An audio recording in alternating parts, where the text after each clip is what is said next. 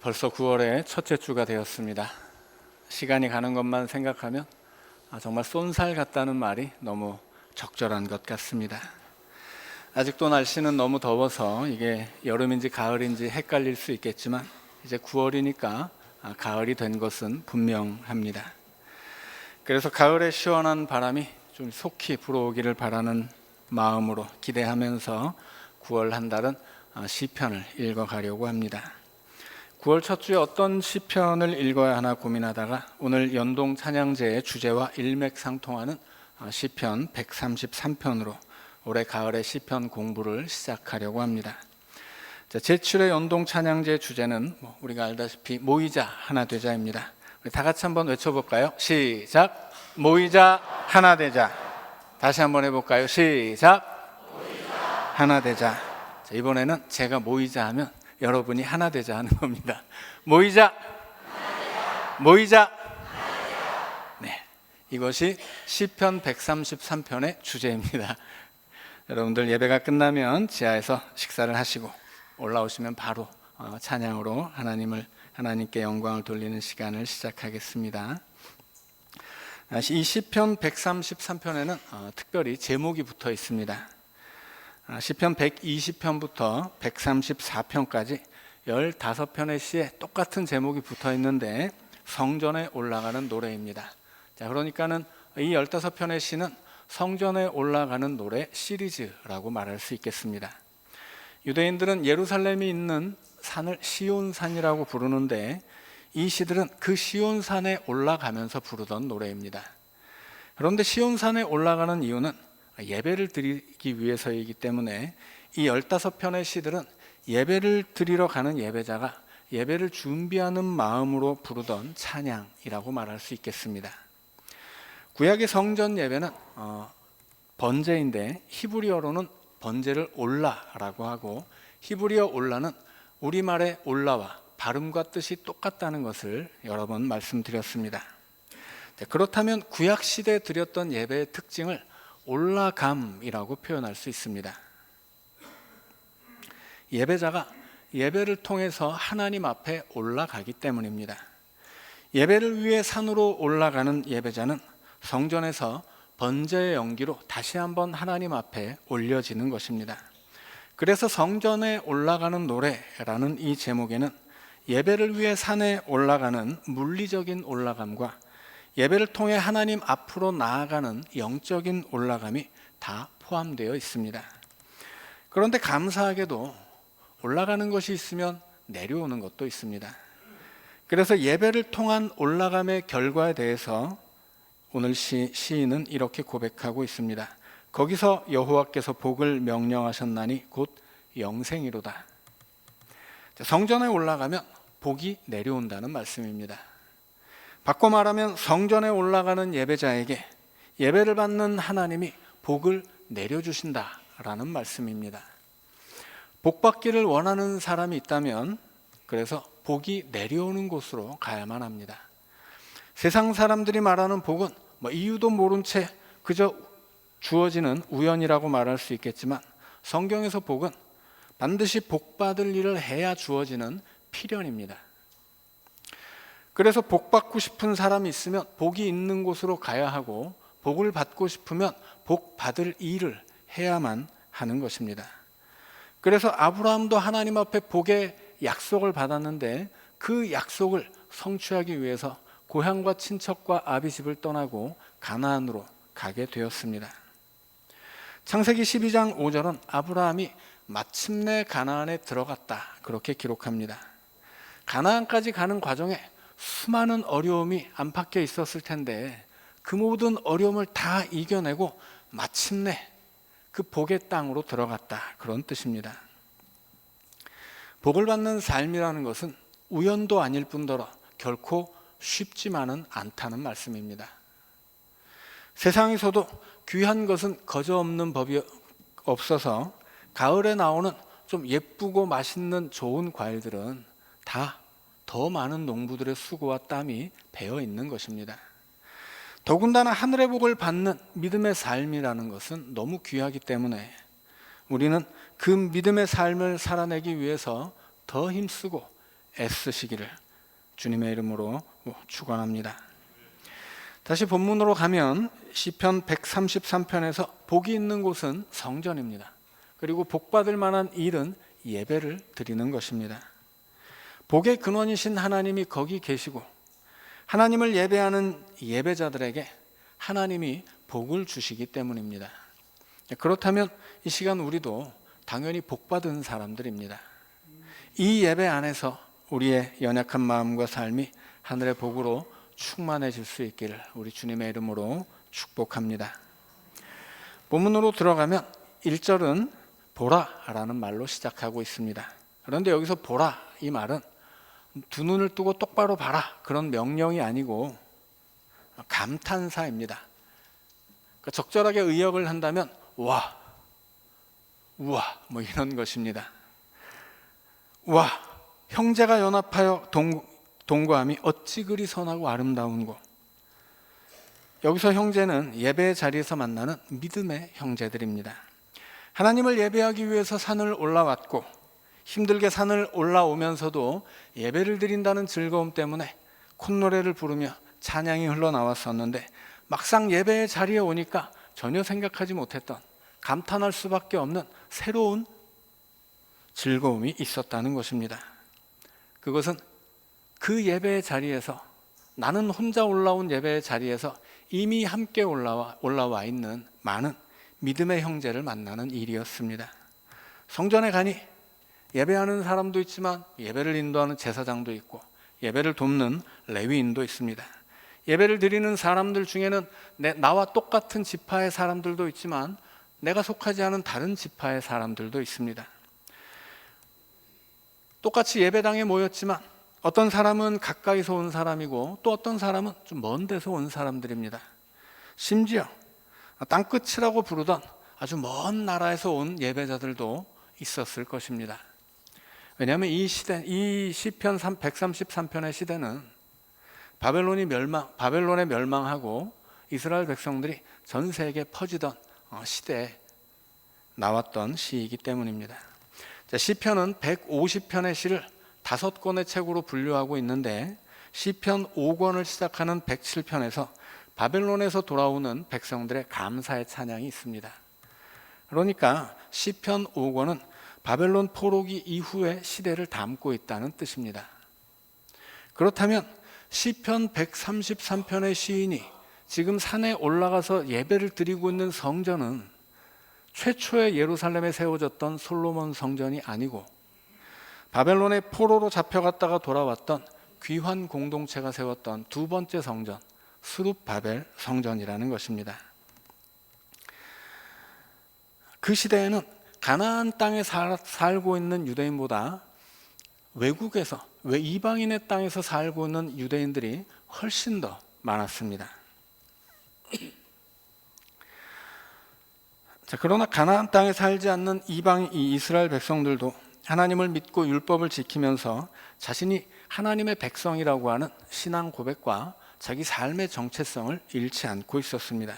그래서 하나님도 바벨론 땅에서 살건 나중에 페르시아가 되었건 그곳에서 살고 있는 유대인들을 지켜주셨고 그런 이야기들이 다니엘서와 에스더서에 기록되어 있습니다.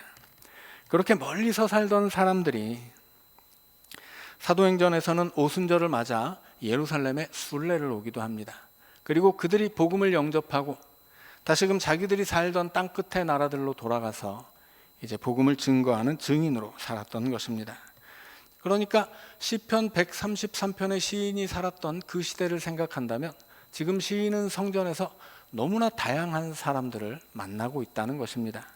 지역이 다르고 지파가 다르고 심하면 국적도 다릅니다. 그리고 신분도 다르고 언어까지 다른 사람들이 모여서 하나님을 예배하고 있었다는 것입니다. 그러나 그들은 같은 신앙을 가지고 한 분 하나님께 예배를 드리기 때문에 믿음 안에서 형제입니다. 그래서 시인은 더 감격했을지도 모르겠습니다. 이렇게 다른 사람들이 세상에서는 아무런 공통점이 없는 사람들이라도 함께 모여서 한 분의 하나님을 예배하고 그렇게 하나님의 자녀로서 형제가 되었으니 이것이 얼마나 선하고 아름다우냐라는 감탄입니다. 그런데 묻지 않을 수가 없습니다. 정말 형제들이 모이면 선하고 아름다운 모습으로 연합하고 동거합니까? 성경에 나오는 최초의 형제는 가인과 아벨인데 형이 동생을 죽였습니다. 이삭의 아들 형제는 에서와 야곱이었는데 야곱이 형과 아버지를 속이는 바람에 형이 동생을 죽이겠다고 난리를 치고 동생은 살기 위해서 먼 나라로 도망을 치는 이야기를 우리가 잘 알고 있습니다.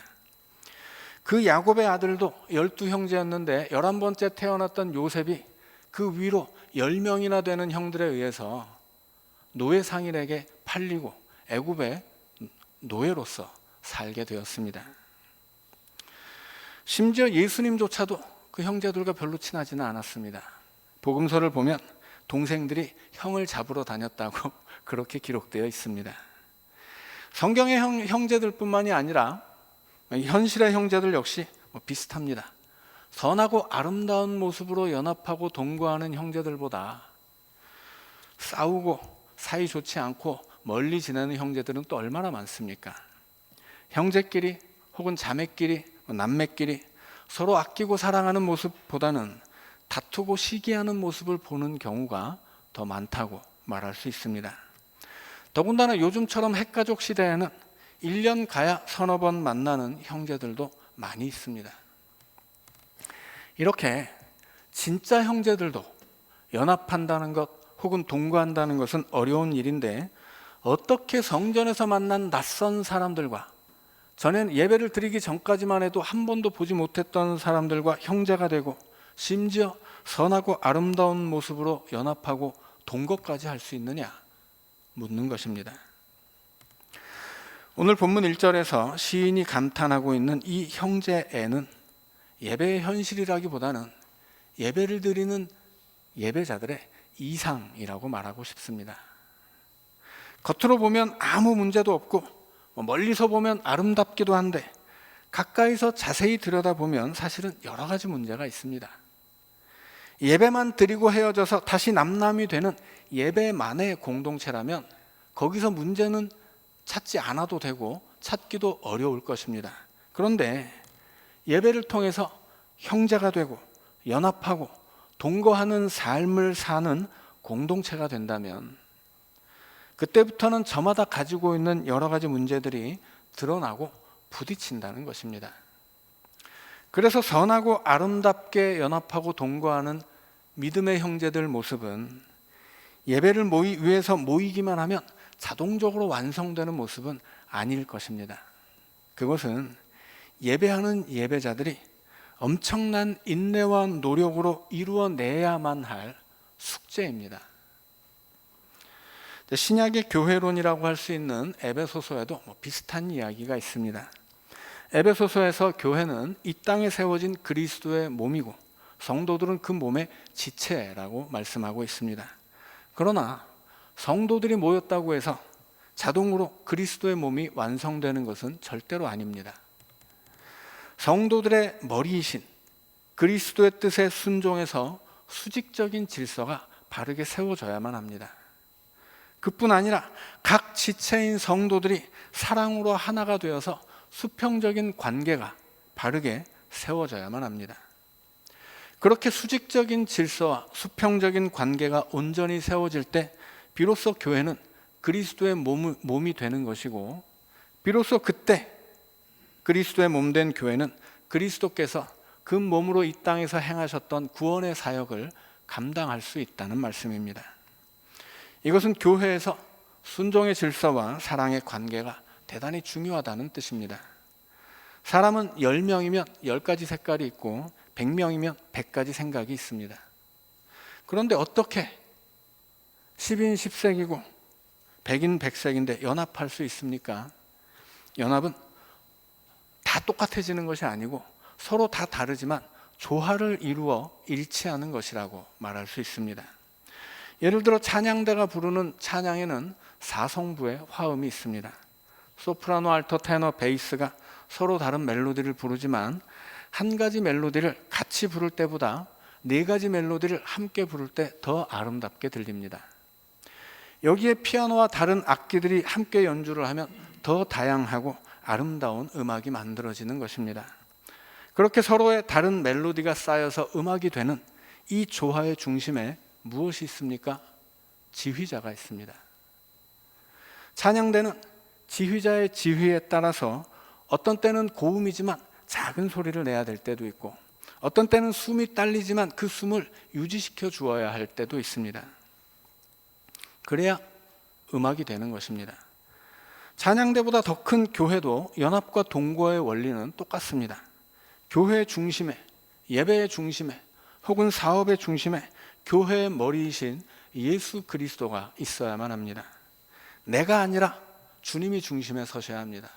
내 생각이 아니라 주님의 말씀을 따라야 합니다.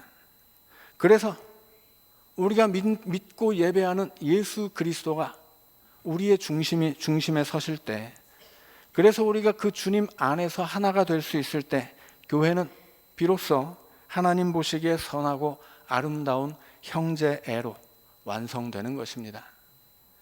그렇게 하나님을 예배하는 사람들이 하나님 보시기에 선하고 아름다운 형제가 될 때 하나님이 어떻게 복을 내려주시는지 시인은 두 가지로 표현하고 있습니다.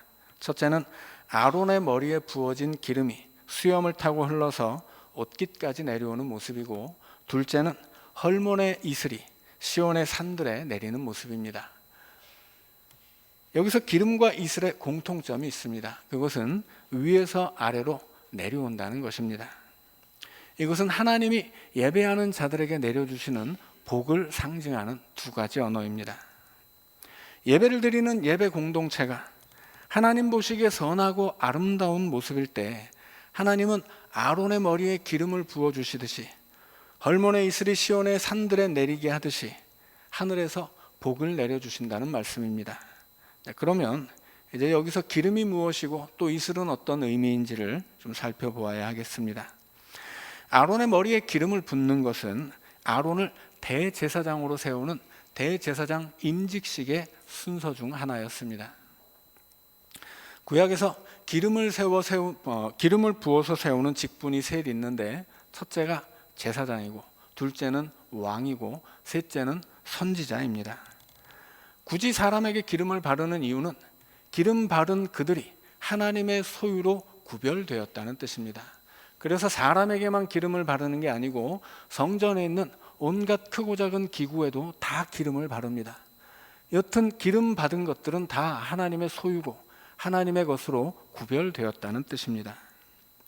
특별히 대제사장은 그에게 기름을 부어야만 했던 이유는 이 대제사장이 하나님과 하나님의 백성을 이어주는 중보자였기 때문입니다. 더군다나 이스라엘은 하나님이 열방의 구원을 위해서 선택한 민족이기 때문에 하나님과 이스라엘을 연결하는 중보자는 곧 하나님과 온 세상의 열방을 이어주는 중보자가 되는 것이었습니다. 그러니까 대제사장은 이스라엘뿐 아니라 온 세상을 하나님과 이어주는 연결고리로서 거룩하게 구별되었다는 뜻입니다. 그 구별의 증거가 기름 부음이었습니다. 그렇게 아론에게 기름이 부어짐으로써 하나님과 하나님 백성을 이어주는 최초의 중보자가 세워진 것이고, 그때부터 이스라엘은 하나님 백성의 자격을 정식으로 획득한 것입니다. 그래서 아론에게 기름이 부어지는 사건은 아론 개인에게만 영광스럽고 기쁨이 되는 사건이 아니고 그를 통해 하나님의 백성으로 확증된 온 이스라엘의 기쁨이고, 그를 통해 하나님의 구원의 대상이 될 수 있었던 온 세상 백성들의 기쁨이라는 말씀입니다. 그래서 시인은 아론의 머리에 부어진 그 기름이 흘러내리는 모습을 통해서 예배하는 하나님의 백성들이 선하고 아름다운 모습의 공동체가 될 때, 그때 비로소 하나님을 예배하는 믿음의 형제들이 세상을 향해 하나님의 백성으로 온전히 서게 될 것이고, 하나님과 세상을 잇는 구원의 연결고리로서 자신의 사명을 감당할 수 있을 것이라고 노래하는 것입니다. 다음으로 헐몬의 이슬이 시온의 산들에 내린다는 것은 또 무슨 뜻이겠습니까?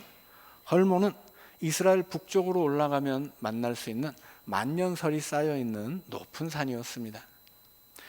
그 헐몬산에 쌓여 있는 만년설이 녹으면 한 방울 두 방울씩 떨어져 모이고 그것이 흘러서 요단강이 되는 것입니다.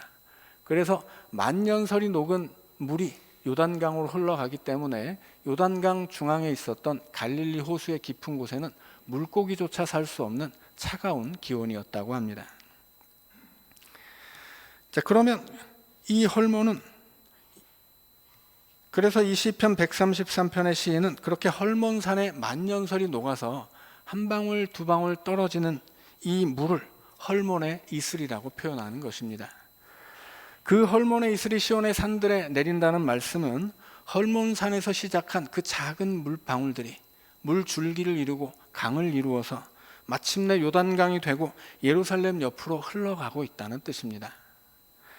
에덴 동산에서 세상을 향해 4개의 강이 흘러서 온 세상을 살려낸 것처럼 헐몬산에서 시작된 요단강은 척박한 가나안 땅을 살려내는 생명의 젖줄기였습니다.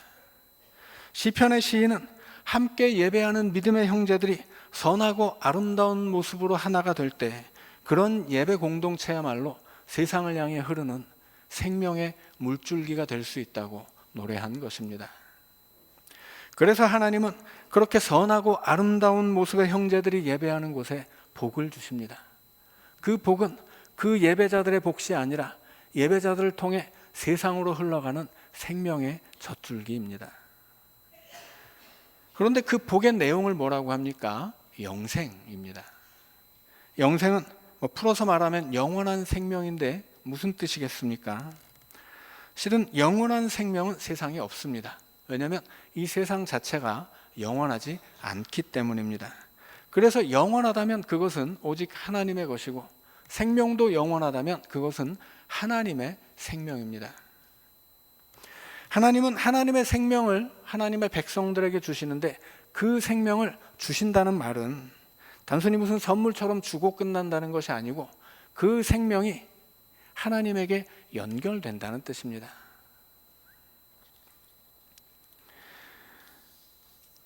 그럼 사람이 하나님과 연결된다는 것은 또 무슨 뜻이겠습니까? 너무나 간단하죠? 하나님의 백성이 된다는 뜻입니다.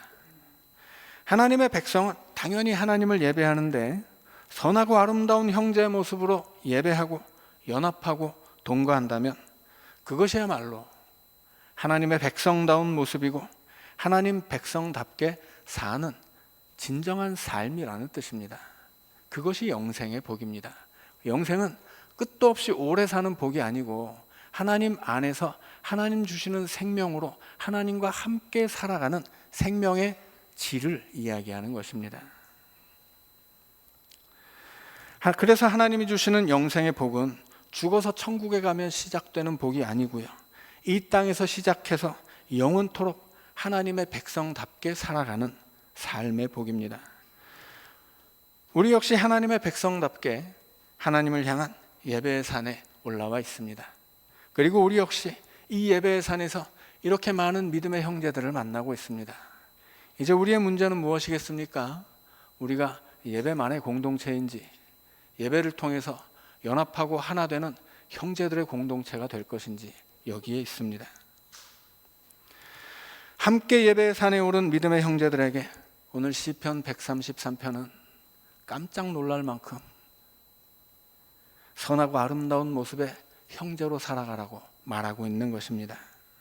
우리는 예배의 산에 올랐다면 하나님 앞에서 예배만 드리고 내려갈 것이 아니라 그 예배의 산에서 만난 예배자들과 형제가 되어야 합니다.